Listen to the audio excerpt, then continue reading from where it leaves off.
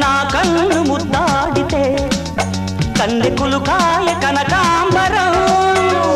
నా చింత సంపెంగలో కెంపు రంగాయ తొలి సంబరం ఎన్ని పొంగులో కుమారి కొంగులు ఎన్ని రంగులో సుమాల వాగులో ఎన్ని పొంగులో కుమారి కొంగులు ఎన్ని రంగులో సుమాల వాగులో ఉద్యోగమిప్పించవా సోపు ఉద్యానవనమాలిగా జీతమియ్యగా లేత వన్నెలే చెల్లించుకోనా కొత్త కొత్తగా ఉన్నది స్వర్గమిక్కడే అన్నది కోటి